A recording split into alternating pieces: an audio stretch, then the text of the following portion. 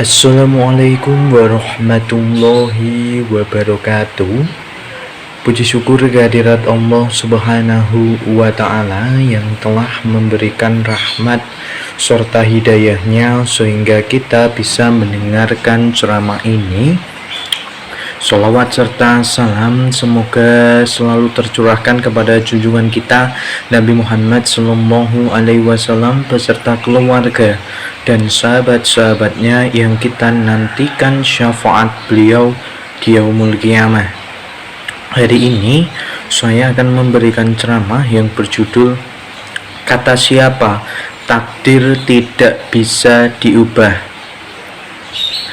Di dalam Islam, takdir atau qada dan qadar terbagi menjadi dua.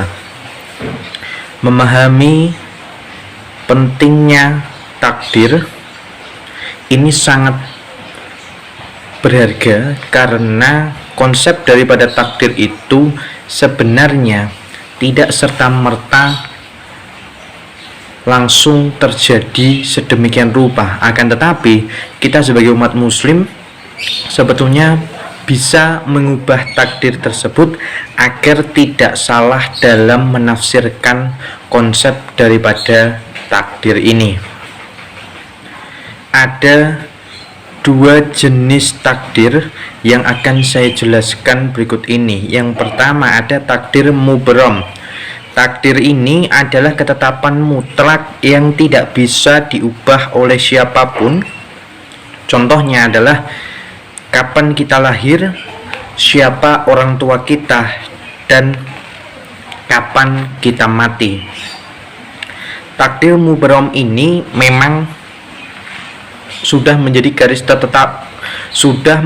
garis ketetapan Allah dalam hal menentukan siapa makhluk yang akan diciptakan, siapa makhluk yang akan diambil nyawanya.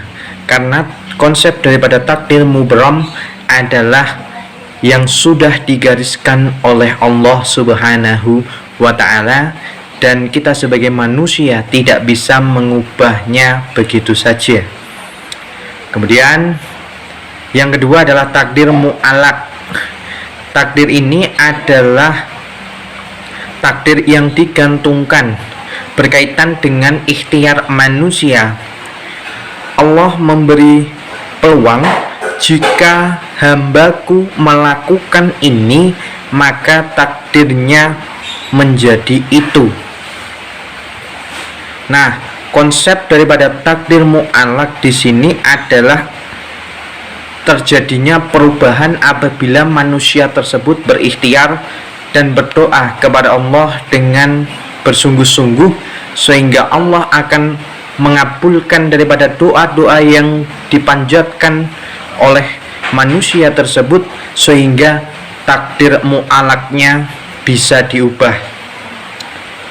Allah Subhanahu wa Ta'ala pernah berfirman dalam Quran surat Ar-Ra'd ayat ke-11 yang artinya, sesungguhnya Allah tidak merubah keadaan suatu kaum sehingga mereka merubah keadaan yang ada pada diri mereka sendiri. Di dalam ayat ini Allah menjelaskan bahwa bisa merubah takdir apabila kaum muslimin juga bersungguh-sungguh dalam berdoa dan berikhtiar. Konsep daripada Quran surat Ar-Ra'd ini adalah menekankan pentingnya berdoa, pentingnya berusaha sebagai umat muslim yang baik dan percaya akan ketetapan takdir yang pada akhirnya ditentukan oleh Allah Ta'ala. Rasulullah Sallallahu Alaihi Wasallam pernah bersabda, tidak ada yang dapat menolak takdir kecuali doa, dan tidak ada yang dapat menambah umur kecuali amal kebajikan. Hadis riwayat Tirmizi. Di dalam hadis ini Rasulullah juga menekankan bahwa pentingnya berdoa, pentingnya memohon kepada Allah agar kita sebagai umat muslim diberikan takdir yang sesuai dengan apa yang diharapkan. Akan tetapi jangan lupa bahwa ketentuan akhir ada di tangan Allah Ta'ala. Di dalam menentukan takdir, Allah juga akan melihat sebagaimana umat muslim ketika berikhtiar, maka Allah panjangkan umurnya kecuali amal kebajikan.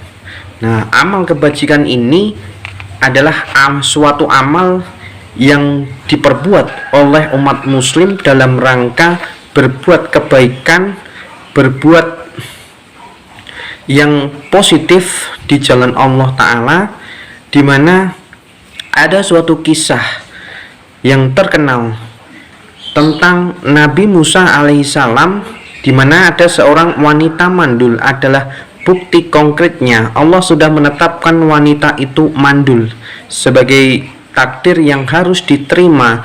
Namun karena wanita tersebut terus berdoa siang dan malam, maka Allah mengubah takdirnya menjadi wanita yang subur dan pada akhirnya memiliki anak. Dari kisah ini jelas merupakan bukti nyata peran Allah dalam mengubah takdir seseorang, karena takdir ini tidak ditentukan oleh manusia, akan tetapi sekali lagi takdir ditentukan oleh Allah Subhanahu wa Ta'ala. Kemudian ada contoh yang lain, misalnya ada seseorang yang divonis mengidap kanker stadium 4, kemudian divonis tidak akan bertahan lama atau paling lama sekitar 10 hari atau mungkin 14 hari. Akan tetapi ketika manusia tersebut menjalani pengobatan rutin, pengobatan alternatif dan berbagai cara yang lain, sehingga umurnya diperpanjang oleh Allah menjadi beberapa bulan, beberapa tahun dan sebagainya. Dan ini juga menjadi bukti bahwa vonis manusia tidak serta-merta harus selalu dipercaya. Akan tetapi ketika kita sudah berdoa, kemudian berikhtiar, lalu memohon ampunan kepada Allah Subhanahu wa Ta'ala, maka Allah akan turunkan ampunan tersebut. Allah akan mengubah takdir manusia tersebut, sehingga manusia itu akan diberikan kesempatan untuk bertobat dan memperbaiki segala kesalahan yang telah dilakukan. Lantas bagaimanakah cara mengubah takdir tersebut? Ada dua cara yang bisa kita terapkan. Yang pertama, berikhtiar secara maksimal. Seperti yang saya katakan tadi, ikhtiar tidak hanya cukup dengan niat saja, tetapi juga harus ada langkah konkret yang dilakukan sambil berserah diri kepada Allah dan percaya bahwa Allah akan mengubah keadaan suatu kaum apabila kaum tersebut beriman dan bertakwa kepada Allah Ta'ala. Kemudian yang kedua, berdoa dan memperbaiki diri. Ketika manusia memperbaiki diri, Allah akan melihat kesungguhan niat dari manusia tersebut, sehingga Allah akan turunkan mukjizat atau mungkin obat ketika manusia tersebut menderita suatu penyakit yang kemungkinan tidak bisa disembuhkan. Kemudian sambil memperbaiki diri, otomatis manusia tersebut harus sadar akan kesalahan yang dilakukan. Langkah selanjutnya yaitu memperbaiki diri, mengevaluasi diri, dan berjanji tidak akan mengulangi kesalahan yang sama di kemudian hari.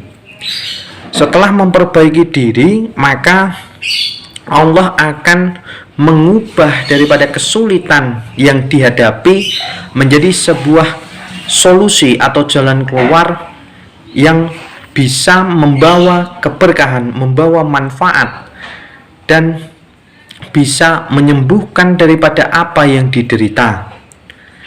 Akhirnya, mari kita jadikan takdir ini bukan sebagai penghambat, melainkan sebagai sebuah ketetapan dari Allah Ta'ala. Dan juga kita harus percaya bahwa Allah memberikan kesempatan kepada kita untuk berusaha mengubah takdir dan juga mengubah ketetapan dari Allah, sehingga kita sebagai umat muslim harus selalu berusaha, selalu berdoa agar takdir yang kita inginkan bisa sesuai harapan dan kita tidak menyesal di kemudian hari. Demikian yang bisa saya sampaikan, kurang lebihnya mohon maaf. Barakallahu fikum dan semoga bermanfaat. Wassalamualaikum warahmatullahi wabarakatuh.